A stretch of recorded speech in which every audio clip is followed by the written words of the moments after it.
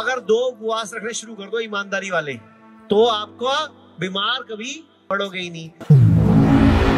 खाने पीने का ध्यान रखना है, कोई दिक्कत भी नहीं आएगी। अगर आप सारे लोग, एक तो एकादशी होती है ना, एकादशी आती है ना, एक तो एकादशी का व्रत करना शुरू कर दो। एक महीने में कितनी बार एकादशी आती है? हाँ जी, एक बार। किसी किसी महीने में 1 बार आएगी, किसी में नहीं तो 2 बार ज्यादातर आती है। तो अगर 2 उपवास रखने शुरू कर दो ईमानदारी वाले, तो आपको बीमार कभी पड़ोगे ही नहीं। और किसी को ज्यादा प्रॉब्लम है तो हर हफ्ते का एकादशी बना लो। वो उपवास में आपको क्या खाना है क्या नहीं खाना है वो समझ लो।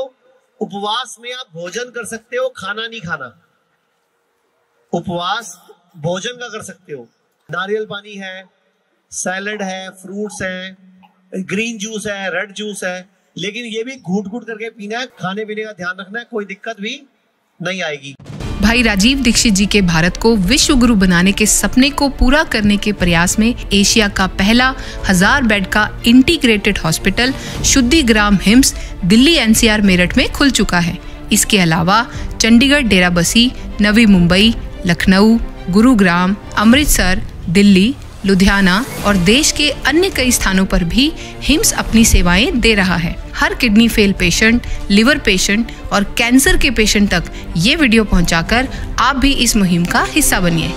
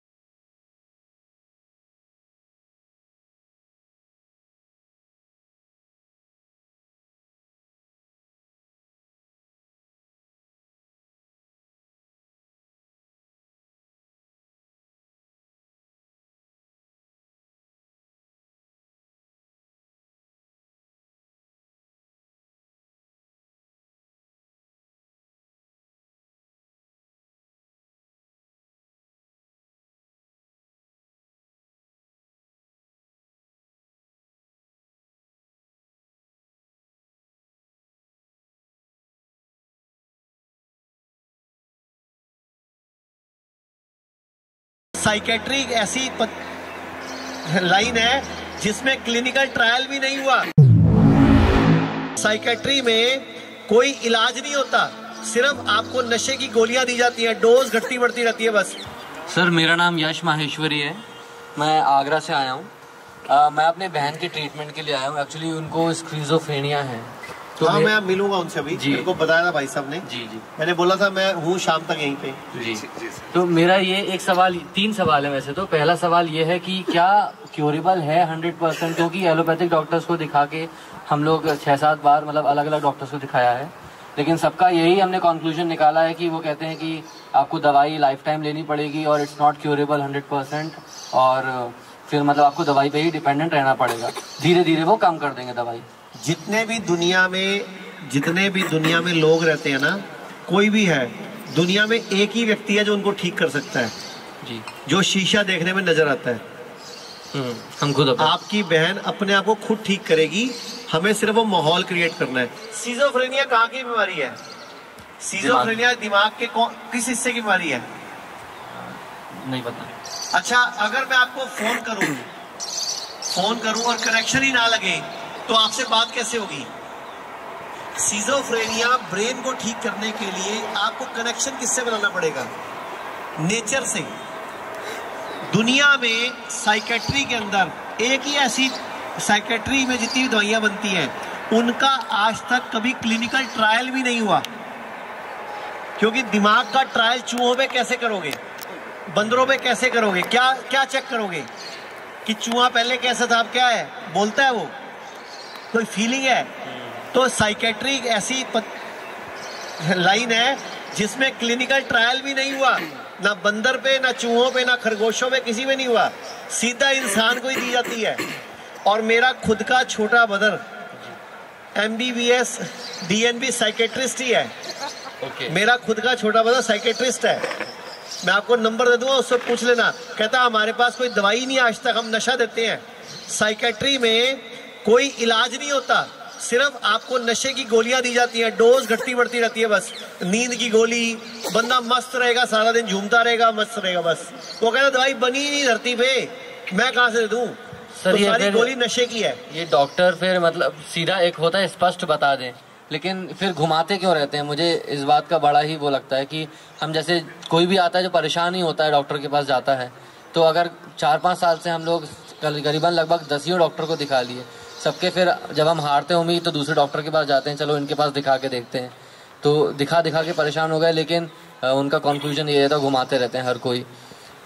मैं अभी स्पीकर ऑन करता हूँ, मेरे ब्रदर को बोलूंगा तेरी साइकेट्री में कोई इलाज है जी। मैं तो वो रिकॉर्डिंग सुन लेना आप, मैं यही माइक पे ऐसे कर दूंगा फोन। बताओ, आप कहते हो डॉक्टर सच नहीं बोलते, तो मेरा छोटा भाई इसलिए सच बोलता है क्योंकि वो सारी प्रैक्टिस छोड़ के हमारे साथ काम कर रहा है। पहले उसने भी 4 साल हमारी नहीं सुनी, कभी फोर्टिस में लग गया, कभी मैक्स में लग गया, 3 हॉस्पिटलों में काम करके आया वो। अंत में आगे बोला क्या बोलता, आयुर्वेद में ही करूंगा काम। अब आयुर्वेद में अभी उसका 4 दिन पहले ही मैंने दिल्ली में सफदरजंग में हॉस्पिटल शुरू करवाया उसका, हमारे ही हॉस्पिटल को संभालेगा वो। तो ऐसा नहीं है, इलाज है ही नहीं ना उनके पास, लेकिन वो सच बोल देंगे तो गुरुद्वारे में रोटी खाएंगे। बिल्कुल, बिजनेस, वो धंधा चल रहा है उनका सबका। आपके छोटे भाई को बधाई। बिल्कुल नहीं, उसको कोई बधाई नहीं है, मैंने तो उसको कूट के लाया उधर। उसकी बेइज्जती कर करके कई बार उसको पकड़ के उसके मैंने लॉजिक्स वाली बात करी। मैं कहा चल ये बता, अच्छा इसका लॉजिक बता। जब वो अपनी किताब में देखता नहीं मिलता, फिर कहता अच्छा ठीक है। पहले तो वो 1 साल सुनता ही था किसी की। मैंने बोला तू थोड़े दिन में खुद पागल हो जाएगा, तब आएगा हमारे पास। जब आंसर नहीं मिले तो अपने आप आ गए फिर। अब वो आया आयुर्वेद में, अब वो मेरी रिकॉर्डिंग में सुनाऊंगा उसको, मैं तेरे लेक्चर में बोला उसको। भाई राजीव दीक्षित जी के भारत को विश्व गुरु बनाने के सपने को पूरा करने के प्रयास में एशिया का पहला 1000 बेड का integrated hospital Shuddhigram HIMS Delhi NCR Meerut में खुल चुका है। इसके अलावा चंडीगढ़, डेराबस्सी, नवी मुंबई, लखनऊ, गुरुग्राम, अमृतसर, दिल्ली, लुधियाना और देश के अन्य कई स्थानों पर भी हिम्स अपनी सेवाएं दे रहा है। हर kidney fail patient, liver patient और कैंसर के पेशेंट तक ये वीडियो पहुंचाकर आप भी इस मुहिम का हिस्सा बनिए।